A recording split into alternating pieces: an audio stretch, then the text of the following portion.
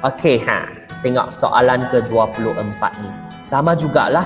Macam soalan ini kan. Nampak juga, wah soalan panjang, ada gambar lagi. So kamu akan rasa panik. Banyak pelajar akan rasa panik dah sebab dia macam ayat banyak kan. Once nampak saja ayat banyak, soalan panjang, kamu dah takut. Jangan takut. Okey. So sekarang saya nak panggil seorang pelajar baca soalan ni. Boleh tak? Siapa nak baca? Kali ni panggil Faiz, boleh tak Faiz? Faiz? Boleh sir. Okey, baca. Gimana Maisarah tu?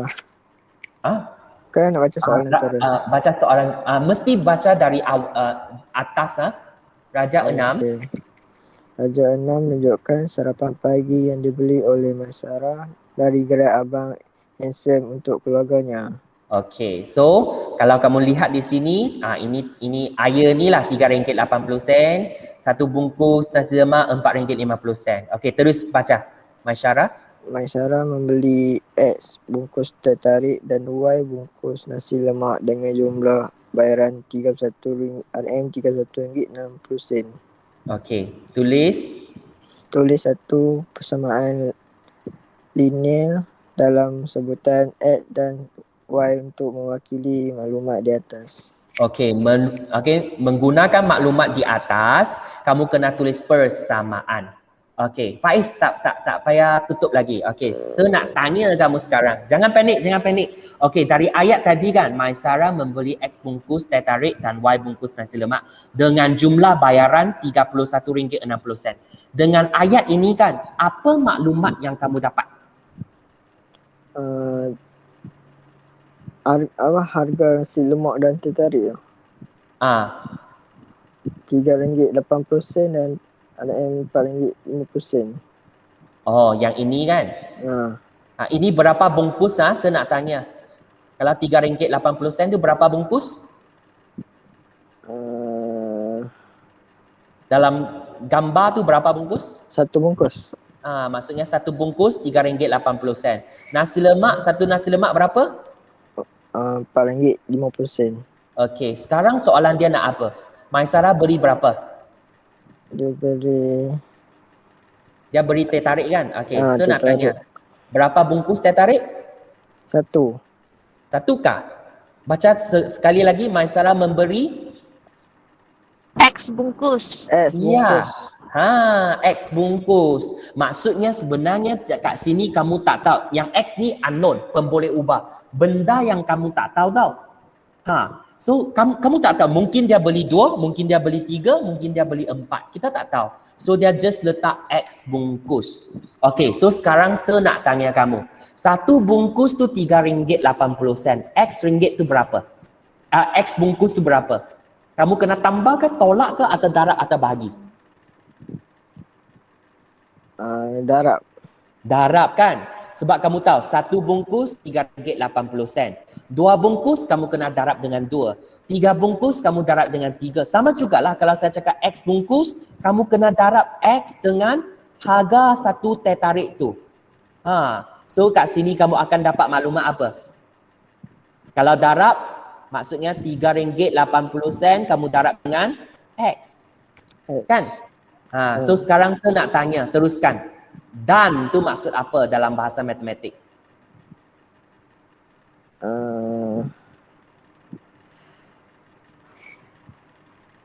Dan tu maksud apa? Saya ada 3 biji. Tambah lah, betul lah. Okey, yang ini tambah. Dan tu maksudnya tambah. Okey, sekarang kita teruskan. Nasi lemak, harga dia tadi kamu tahu nasi lemak tu RM4.50 kan? Tapi dia beli berapa? Y bungkus nasi lemak. So, saya nak tanya. So, all together nasi lemak dia kena bayar berapa sebenarnya? Jumlah nasi lemak harga dia berapa? RM4.50. Yang tu satu saja. Yang itu satu bungkus. Y bungkus kan? So, berapa? RM4.50. Darab dengan Y. Ya, so kamu akan dapat 4.5 Y. Nampak tak? Itulah cara kita tangkap maklumat. Nampak tak? Dengan jumlah, maksudnya harga semua teh tarik dan harga semua nasi lemak tu adalah dengan jumlah bayaran. Okey, so dengan jumlah bayaran tu kamu dalam bahasa matematik tu kamu boleh tulis apa? Jumlah tu Sama dengan. sama dengan apa? RM31.60. Itu je lah.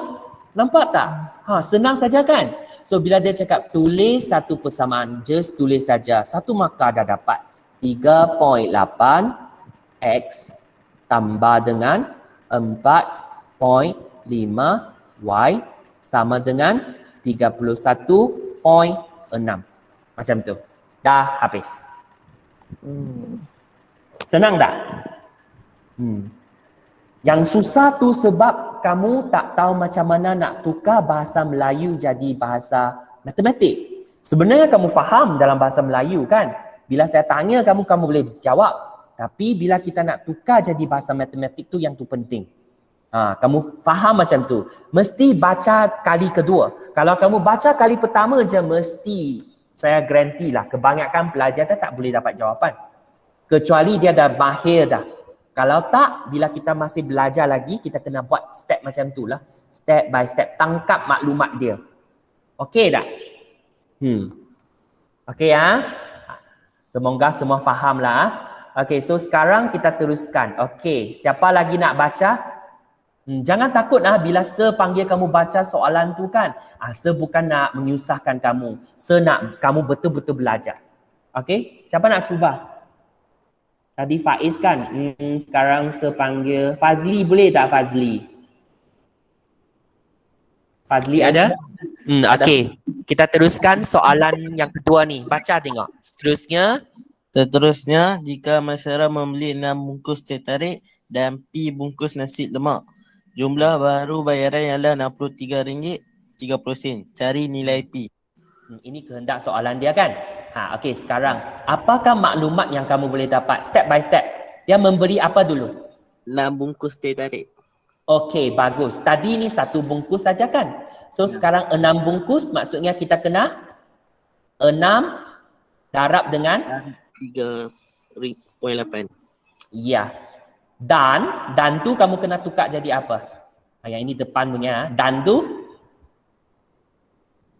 tambah, betul tak? Sekarang dia dah cakap P bungkus punya nasi lemak. So nasi lemak tu berapa harga dia? 1 bungkus? 4.5. 4.5. So P bungkus tu berapa? 4.5P. Ya, bagus. 4.5P. Dan jumlah baharunya, jumlah tu kita boleh tukar jadi? Sama dengan berapa? 63.30 sen. Ya, betul. Betul, pandai. Okey, hebat. Okey, dengan cara itulah, kamu just jangan takut apa-apa. 3 markah tau, nampak tak? Kamu just tulis macam tu je, dah dapat markah dah. Okey, macam mana? 6 kamu darab dengan 3.8. Okey, yang ini kita kena buat dulu lah, of course. Lepas tu kena tambah dengan 4.5P. Kamu dapat sama dengan 63.3. Okey, kalau kamu tulis dalam bentuk ini sahaja, walaupun kamu tak cari nilai P pun, belum dapat. Mungkin masa dah sampai atau kamu dah confused dah. Tak tahu macam mana nak teruskan dah. Tapi kalau kamu buat macam ni je, 3 markah ni kamu dah dapat je. Okey, jalan kerja kamu dah dapat 1 markah. Nampak tak? Okey. Tapi yang 2 markah tu tak susah dah kalau kamu dah bentukkan persamaan tu. Kan? Seterusnya sebab kehendak soalan nak cari nilai P. Maksudnya, yang tak ada kaitan dengan P tu semua tu kita kena pindah ke sebelah kanan. So kita kena ringkaskan dulu. Nampak tak kat sini? Kalau ada kurungan, ada darab, kita kena settlekan yang ini dululah. So 6 darab 3.8, kamu dapat apa? Kalau kira kamu tekan kalkulator je kan? Titik. So saya rasa semua akan dapat 22.8. Betul tak? So tambah dengan yang lain tu, kamu salin balik. So that kamu tak salah. Okay, mesti salin balik. Walaupun kamu hanya settle yang buka kurungan ini sahaja, darab sahaja. Tapi yang lain tu tak ada kaitan tu, kamu kena salin balik juga. So sekarang saya nak cari P. Saya 22.8 ni saya kena pindah juga kan. Tambah saya kena pindah jadi tolak. So kat sini saya ada 4.5 P sama dengan 63.3 kita tolak dengan 22.8. Okay, so apakah jawapan sini? Just tekan kalkulator je, tak perlu panik kan. Just tekan kalkulator, kamu dapat 40.5. Kan? 4.5 P sama dengan 40.5. So sekarang soalan dia nak cari P. So macam mana kita nak cari? Darab tadi kita jadi bahagi. So 40.5 tu kita bahagi dengan 4.5. So apakah jawapan kamu? Tak cukup tempat kan? P sama dengan, tekan kalkulator dapat 9. Itu je. Nampak tak? Okay? Boleh tak semua? Hopefully okay ya. Atau dah pening dah? Azriel okay tak Azriel? Daniel? Rizwan? Putri? Hello, okay tak? Yang panggil tu tak balas tu macam mana? Faham atau tak faham? Okay, Daniel ada balas. Okay. Okay. 3 markah macam mana kamu dapat? Okay. So, tengok kalau kamu dah darab dapat markah kat sini kan? Sini mungkin kamu dapat markah yang kedua. Okay, K2. Lepas tu yang markah yang ketiga macam mana? Kamu tahu pindah-pindah semua step kamu pindah betul. Jawapan akhir sekali. Ini K1 juga bukan K2. K2 tu maksud 2 markah. 1 markah. Okay, 1 markah untuk yang step ini, 1 markah untuk yang step ni. Okay. So lepas tu yang last kali nilai kamu dapat akhirnya. Itulah 3 markah kat sini. Okay. Okay, kita teruskan soalan B kita ni. Tak susah jugalah. Okay, yang ini memang kita nak buat persamaan serentak. Nampak tak dalam persamaan kita dia nak cari nilai P dan cari nilai Q kan? Okay, kita ada 2 persamaan dan setiap persamaan dia ada 2 pemboleh ubah. So yang ini tak ada choice yang lain dah. Memang kita kena buat apa? Kita kena buat persamaan serentak. Okay, so kita ada 2 cara.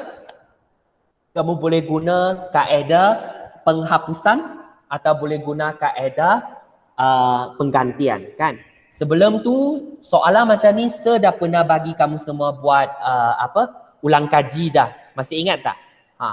So kalau ingat, kalau tak ingat kamu kena buat ulang kaji balik. Kena tengok balik video yang discuss tu. Okay? So sekarang kita tengok yang ini. Sebelum kita nak mula, kita salin dulu soalan. Persamaan yang pertama yang kita dapat tu P tolak Q. Sama dengan 10. Ini persamaan yang pertama. Persamaan yang kedua. P tambah 3Q sama dengan negatif 6. Ini persamaan yang kedua. Okay. So untuk step ini kan, bila kita buat persamaan pertama, persamaan kedua macam ni, kamu kena make sure macam mana. Yang sebelah atas mesti sama. Sebutan yang ada, pemboleh ubah yang ada. Macam P, dia mesti, urutan dia mesti sama. P, P, Q, Q. Barulah kamu senang untuk bandingkan persamaan pertama dengan persamaan kedua. Okay, so sekarang kita guna kaedah penghapusan. Okay, so macam mana nak hapuskan? So bila kita nampak, P sama dengan P, kalau dia sama, kita just boleh terus hapuskan. Okay, kalau dia tak sama, kamu kena samakan dia lah. Okay, so yang sini memang sama, P dengan P. Kan? Okay, so saya tolak. Saya boleh guna kaedah tolak, betul tak?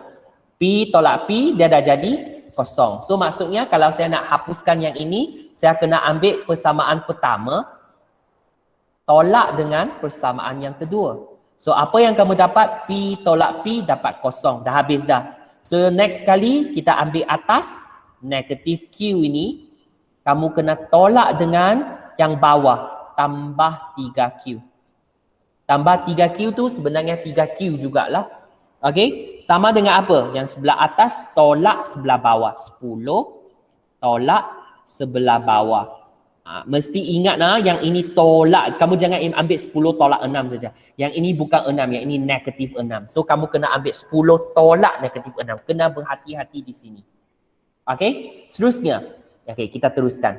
Yang ini negatif 9 ada kurungan kan? Negatif positif jadi negatif 3Q. So kamu akan dapat negatif jadi positif. So tambah 6. Okey, so sekarang yang ni konsep hutang, betul tak? Hutang 1 queen, hutang 3 queen. So all together kamu hutang 4Q.